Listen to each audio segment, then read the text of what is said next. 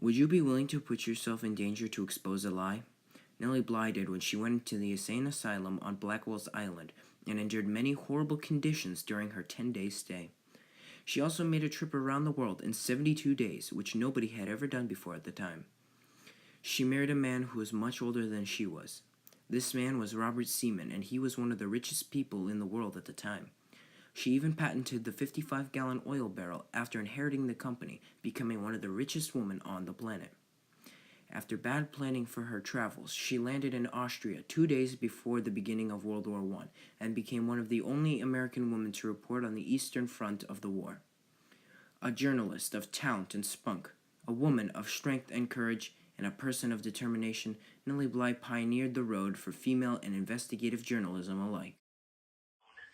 But the things she's remembered for all happened in 2.5 years between the ages of about 22 and 24. And that has created a legacy that has never, ever died. It's gone into hibernation a few times, but it has never died. Elizabeth Jane Cochran, later known as the famous Nellie Bly, was born in Cochran's Mills, Pennsylvania in 1864. Located just outside of Pittsburgh, the town was named after her father, a mill owner, and county judge, Michael Cochran. Nellie grew up in a family of 15 siblings, with her mother being Mary Jane Cochran. Mary was Michael's second wife, and he had 5 children with her. Nellie was Michael's 13th child. Nellie was given the nickname Pink due to the standout outfit her mother chose for her. Elizabeth, known for her ability to get attention and revel in it, had her own unique personality among her siblings. Being only 6, Elizabeth's father passed away. Nellie lost her beloved father, and he left no will about how to divide his estates. 7 weeks later, Michael's oldest son attempted to petition for the proper division of his estates, so Nellie and her 14 siblings and her mother got the part of his estate that they deserved. Nellie moved from her beautiful home in Apollo, Pennsylvania soon after, with her mother and 2 of her brothers, to move to a much smaller home in Apollo, the 10th of the Elizabeth's mother remarried after 2.5 years of her husband being dead. She remarried to John Jackson Ford, a local policeman who was somewhat known in his community. He was an abusive drunk who hurt both his wife and Nellie herself. The treatment got so bad that Nellie's mother, Mary, decided to divorce her husband, which was very rare for the time. A woman of that era almost needed a working man to manage the property and expenses, so divorcing a man was not only particularly unheard of, it was a huge risk to the spouse and her children. Nellie testified against her abusive stepfather and later moved away with her mother. She continued her education after primary school in the Indiana Normal School for Women. She had a small inheritance from her late father that totaled roughly $400 of the time. She ran out of finances right before the end of the first term of her schooling and was at a position where she had to leave. She then moved in with her mother and helped her run a boarding house in the nearby city of Pittsburgh. One day, Nellie read an article in the Pittsburgh Dispatch that completely slammed and criticized women's position in business and the workplace. Nellie, being upset and offended by the column, decided to write a letter to the author, who went by the pen name QO, which stood for the Quiet Observer. His real name was Erasmus Wilson, and he was a Civil War veteran who ended up working for the Pittsburgh Dispatch. Upon receiving Bly's poorly written letter, QO saw her potential as she furiously yet formally bashed and insulted his writings. Being a senior editor, QO offered Nellie a job as he saw her potential. He even continued to become a mentor figure to Nellie as she entered journalism for the first time. Even though respected, she as a female journalist was restricted to writing about women's topics, things such as child-rearing, gardening, society, and heart. She did all this at the tender age of 16. Nellie Bly was fed up with only writing on domestic matters. Her bold personality craved more, and so she decided to become a special correspondent and traveled to Mexico for half a year, where she covered the Mexican daily life, customs, habits, and living conditions. She provided cases to counter foreign stereotypes of Mexican people. She attempted to be as blunt as possible without risking jail or expulsion in the Diaz-ruled Mexico. The biggest reason for Bly's travels to Mexico was to show her editors that she was more than capable to cover topics outside of the realm of what was considered customary for female journalists. She saw the 6-month trip to be an opportunity to rise to prominence instead of being given more columns on the Sunday paper. Upon her return from her trip, she decided it was best to leave the Dispatch to pursue even greater fame and prominence. Nellie returned from her trip to Mexico empty. Her old routine in the dispatch was nothing compared to the vibrancy and pace of her journey. Nothing interested her anymore. Nellie published her last piece as a full-time staff member of the dispatch on March 20th, 1887. Her career for culture writing lasted 3 months, and after that, she hardly showed up for work.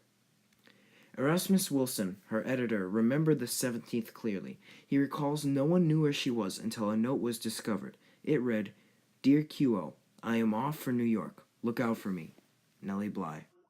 I don't know how many people know who she is, but I think if they learned about her, yes, there's no reason she shouldn't be. Nellie Bly was given the opportunity to enter a madhouse and pretend to be insane by Colonel John Cockrell. She was able to convince many people she was insane because she practiced in front of a mirror many times. To get in front of a judge that would send her to Blackwell's Island, she acted oddly in front of the women at the boarding house she went to in New York. By the first night, she had convinced many of the women that she was crazy, and one girl even had a dream of Nellie killing her. She didn't sleep the whole first night to make her look even more insane, and sat on the end of the bed the whole night to give her the image of being crazy. She later said it was the greatest night of her existence. The next day, she kept asking for her trunks and asking if anybody had seen them. Eventually, she was taken to the authorities and was put in front of Judge Patrick Duffy. She was then taken to the insane asylum after being pronounced insane by Dr. William C. Braisted. She arrived and had a terrible time. The food was awful and almost impossible to eat. They were given terrible tasting bread with even worse butter to go along, unsweetened tea, and a few prunes. She didn't have proper bedding and could not sleep well due to people walking around the whole time. She would have a freezing cold bath every week and then had to be dried by a towel that had just dried everybody else. Then her hair was brushed very viciously with the same brush that had just brushed every other member.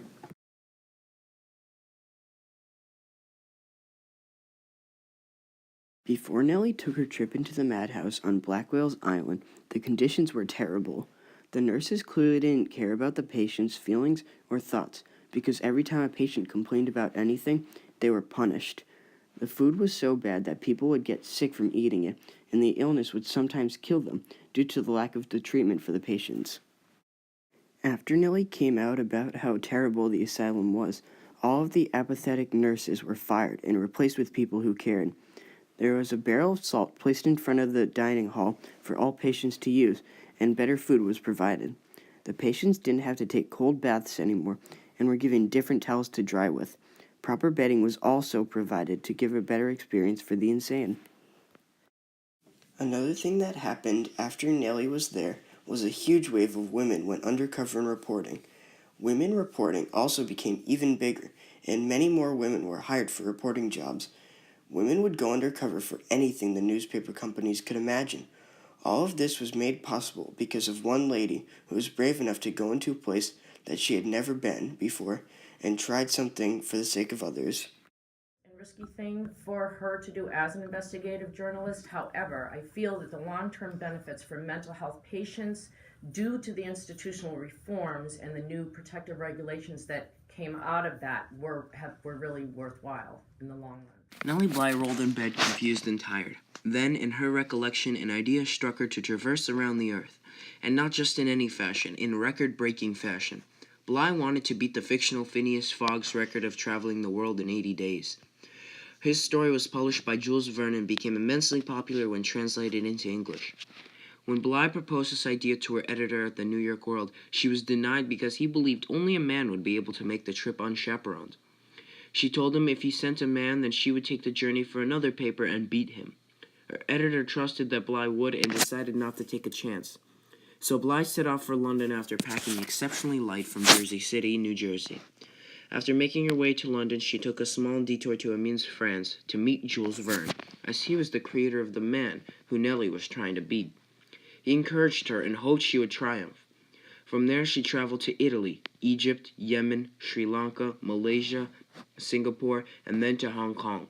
Upon arrival in Hong Kong, Nellie learned that she was in a race with a woman named Elizabeth Bisland, who had been sent out on the same day as Nellie by the Cosmopolitan magazine. Nellie had no clue she had a rival, but decided to push on to Japan, where she boarded a ship to San Francisco on the 28th of December. Taking a personal train car upon arrival, Nellie had proceeded to traverse across the United States until she arrived back in Jersey City, beating Phineas by 8 whole days and coming ahead of schedule at a record-breaking 72 days. She beat Bislin by 4 days, and Bislin never spoke of her journey publicly after her arrival. Nellie had become a worldwide sensation after this trip, and it paid exceptionally well for the New York World.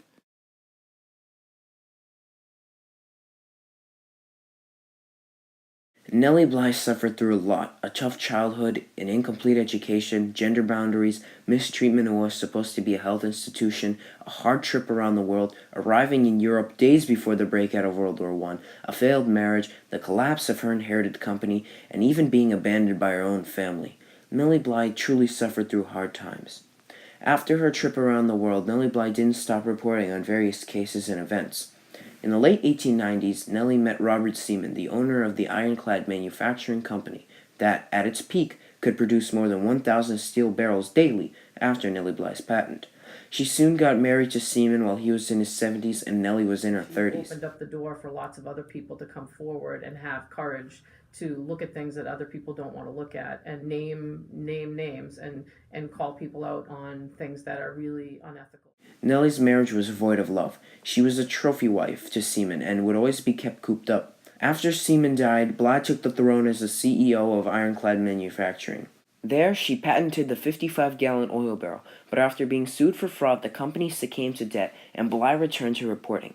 After returning to reporting, she was the sole female reporter on the Eastern Front of the First World War after some bad travel planning, and she even critiqued the women's suffrage movement for their lack of fashion sense afterward.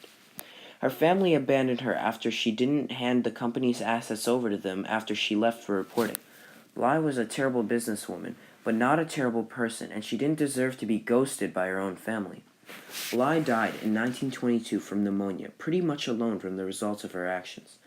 Bly had so much success and fame in her early years as a bold, intriguing journalist, and then dropped off as the years went on to bad business choices and a sad end alone from her family, who abandoned her. Nellie Bly's life was truly one of many triumphs and many tragedies. Because she provokes and she inspires, and that is her triumph.